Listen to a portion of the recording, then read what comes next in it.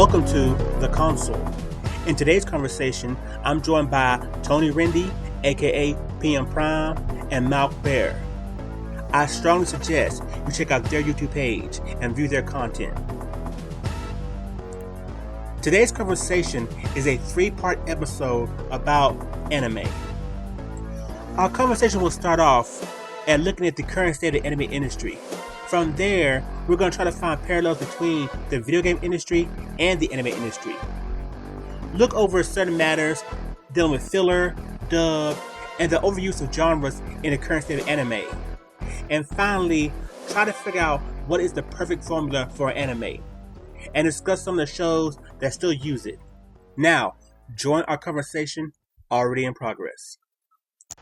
Actually, why I want to start it, last night, I was talking to one of these guys at my job, where I cook at, and he's a night stalker and everything. And I guess according to him, he's been a fan of anime for a long time, but he hasn't watched too much anime recently, And his opinion is kind of the opinion that most people have, that anime right now just sucks. It's just horrible. And so I asked him what's his reasoning why it's horrible now. And in his opinion, he said he thinks that the reason anime is so bad right now, besides some of the little things, is basically we have anime directors and guys who are in the business now who basically they're 3rd and 4th generation anime directors, whatever. And so instead of trying to pave their own way, do their own thing, they're basically just falling back on what the guys did, generations before. To where when the first guys who were doing anime were doing it, they had to rely on other stuff, American stuff, other cultures, whatever, to make their shows. Now these guys don't need to do all that research. Instead, they can just make a version of a show that came out, 15 years ago. Yeah, I agree with that. There's a couple other factors that I think about, but let's talk about this part first. All right. Yeah, you're right, because when Fist of the North Star came out, like in 1983 or whatever, it was obvious what that shit was based on. Right. It was Mad Max, it was Bruce Lee, the dude's Sylvester Stallone. Yeah. And you got other characters that look like Jesus and fucking Arnold Schwarzenegger. It's true. And yeah. It's like all this meshed and mashed together, and it actually became like one cohesive whole. And stuff like that, I don't know how it works, but I guess because it came out in the 80s where everything was crazy and everything was off the wall. Yeah, punk rock, crazy stuff. Yeah. People accepted it. Now there's no originality. Everything's been done, I guess. That's what they think. Mm-hmm. And everything has the same art style. Nothing looks different anymore. Like I don't know. To me, I still like watching the new stuff, but not as much because there was more variety back then. Right. I don't know if it's me, but I still enjoy the new stuff. I mean, every summer, every spring, I look forward to all new animes. It's very hard to look for the good ones, of course. Like I said, it's really hard to look for the good ones because there's so many. Yeah, they at least come out with, I don't know, somewhere around 50 to 60 new animes every year. Yeah. It's great. It's an insane amount, but I usually do catch the ones that are good, the ones that I see as like the most highest quality as of the year. I did find one this year. Too bad it's only 11 episodes long, though. Well, hey, I have a question. Could it be that, kind of like gaming too, that we have so much easier access to this stuff now that basically back in the past, it probably would have same amount of horrible shows. It's just that one, they died. The companies weren't bringing them over. It had to be great to be brought over, and then two, because the cost of anime and the fan subs weren't as big as it was now. We had access to it. So basically, in your days of Trigun and Bebop and all those great shows, there were also those like 15, 20 horrible shows that we just never heard of. Yeah, that's true. That's where the internet comes in. Yeah, nowadays. Well, I mean, I'm saying there were fan subs back in the day, but it was still a lot harder. I mean, like I was telling T, you don't, for me, I was buying VHS tapes from like California, Florida, from these places that imports areas, Yep. And it was guys who bought the Japanese DVD and somehow burnt it or recorded on a VHS tape and then sold it. And sometimes it didn't have subtitles, but you were still able to see the show. And so we still had, in a way, access to these shows. But at the same time, I think maybe because these guys were kind of looking at the market, they only got what was real popular in Japan. To where nowadays, like you were saying, Bear, we can see Anime News Network every season. They pretty much rank and show all the shows that's going to be available, give you a preview of what's coming out, and then mostly there's always at least one fan sub that's going to do a show. Yeah. Or 5 doing one show. Yeah. It's one of those crazy things, man. And that's another thing, too, I think currently with anime, they've lost that edge to it. Well, it's just like video games. We do things over and over again. It's kind of it gets bland over the years. It's hard to find anything good. Well, I mean, it's I'm not gonna say like create a new IP or take risks. It's just that I'm talking about just in general where these shows. There's very few shows like your Fooly Cooly or your God damn, what was that one show? Excel Saga. You know what I'm saying? Those shows of that crazy kind of style, we don't have any of those anymore, really. And it's kind of like, and that reminds me of gaming to where the RPG, the Japanese RPG, is slowly but surely dying out. We sure ain't got no more 2D beat 'em ups anymore or anything like that. And so it's dying out over here. Well, I want to say in Japan, people love them over there. Yeah, but I mean, how their market is, where the average game maybe sells 100,000 copies. Sooner or later they're gonna have to stop making certain games just to make the games that will sell upwards. Huh. Yeah, that's true. I get what you mean. So, I mean, in the end, it comes down to money, and when you ain't making no money, eventually you can either be that sole pioneer like Suda51, who just makes what he wants and they all fail, but he's still creative, or you be the guy say, forget, I'm gonna sell out and get paid.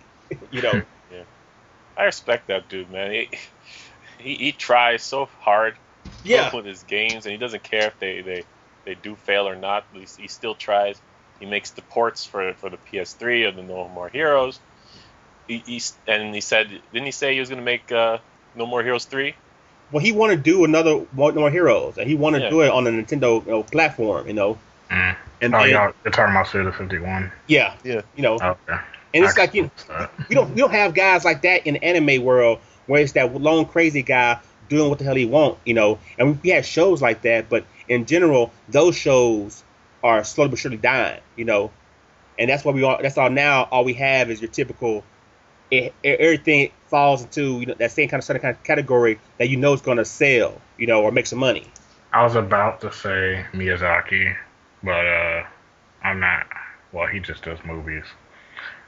He made like Spirited Away and But he's an OG. He's kind of like Miyamoto or something, or the guy from Sega. You know what I'm saying? Yeah, but he has a weird mind. Yeah, just like Suda51, and usually the things he put out are just odd, but you can't. Understatement. Yeah, that is a really big understatement. They're odd, but they're interesting. They're so interesting, like you can't miss it. You're not going to find this anywhere else. True. So, as a big reference, Spirited Away is the only anime that I got my whole family to watch. Mm-hmm. And when I mean my family, I don't mean my brother, sister, mom, and dad. Yeah, I got them to watch it. I also got my grandma to watch it and my uncle, and like you're not gonna get, especially my grandma. She's not gonna sit down and watch a cartoon like that. But they thought it was so weird that they didn't want to stop watching it. Right. They were sitting there asking me questions like, "What is this? What's this?" But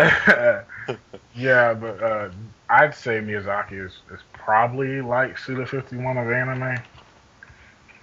But the thing about Miyazaki is that he's actually won awards for his achievements, and Suda51 he hasn't really had a hugely acclaimed game.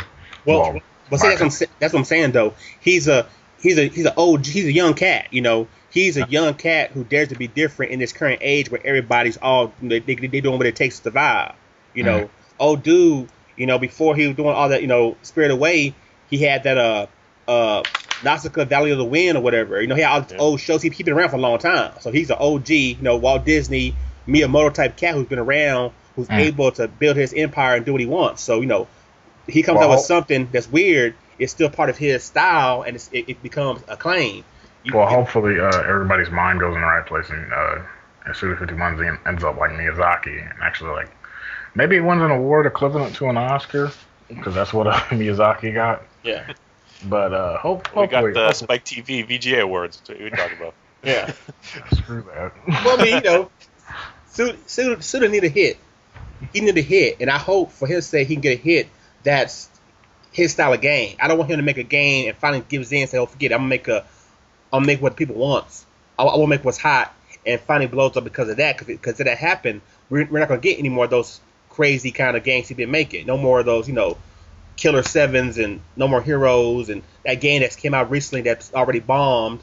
That was Shadow of Darkness or whatever. Oh yeah, you know, forgot that even came out. Yeah, that came out like last month, and it didn't even chart, and it's not going to chart. I didn't even know about that. You know, and so I think going to anime is that same kind of style to where there's no, I can't tell you who's the young cat in anime who's come out and say, man, I'm gonna go against the grain and do something different. Maybe they lost it. Well, I mean, you know, you have the, just like in gaming, you have the generational gap of stuff, you know, for people. You know, I think it's hard to get a young anime fan, and I'm gonna say young, I'm gonna say someone who's, you know, I don't know, 14 to 18 or whatever, maybe 20, to go back and watch some old anime. And I don't mean like late 90s or 2000s. I'm talking about like your 80s style anime.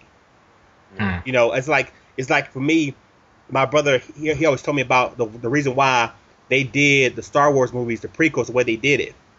It's basically was they had to find a new way to attract to the kids to get their attention, because now kids are just on ADD and all this stuff. They can't sit still, you know. And so and he proved this to me by having my nieces watch the old Star Wars, the real Star Wars, and the prequel bull crap, and they couldn't sit through the episode 4. You know, they couldn't sit through it. It was so damn slow to them. They lost their mind. Why he on this farm? Why he doing this? Why it's taking so long? They couldn't do it. But the other one was brighter, had so many things going on, you know, the background, all that kind of bull. At least they could at least focus on those things as the story slowly progress, you know. And so you take a current anime fan who's young, ask them to go back and watch, you know, Fist of the North Star, or, you know, some old Macross or something like that. Man, they're gonna, you know. Ask a young kid now who grew up watching Seed or Double O and tell him to go back and watch the original Gundam or Zeta or something. They're not gonna, even though Seed and Gundam are very, very similar. Yeah. They're not going to like the old one. That's what I'm saying. They can't do it, you know? Too much talking. You know? not enough action. I mean, you know what I'm saying? I mean, there's a fight every episode. There's a fight. Yeah. It's done. I must be thinking Gundam Wing. Yeah. Oh God, Gundam Wing. I can't watch that anymore, man. I tried watching it. Well, I watched the whole thing like a couple years ago. Yeah. The middle is so fucking boring. Absolutely nothing happens during the middle because they got rid of all their Gundams, right? Yeah, yeah. And fuck, man, I was like, I don't remember this being this way. Why? See, man, I love Gundam Wing, man. I can't lie. I like the characters. Yeah, I love it too. And everything about it. But I agree with you. I agree with you though. If you've been watching the newer stuff, you can't go back and watch the older stuff. Cause like you said it's slower. The pacing, everything was different. People just can't, you know, they can't put up with it. Yeah. You know, it's almost like having a young kid now. Like I haven't done it yet, and I think young kids are just watching it because what it is. They don't focus on little things, so they can get up with it. But like I said, that group where they're aware of what's going on and already building their own identity when it comes to what they're watching, get them who's watching Dragon Ball Kai, for instance, right now, and then ask them to go back and watch. Here's Dragon Ball. Wait a minute, Goku can't turn Super Saiyan. Where Frieza at? Please be sure to come back and watch part 2 of our anime conversation on the console. See you soon.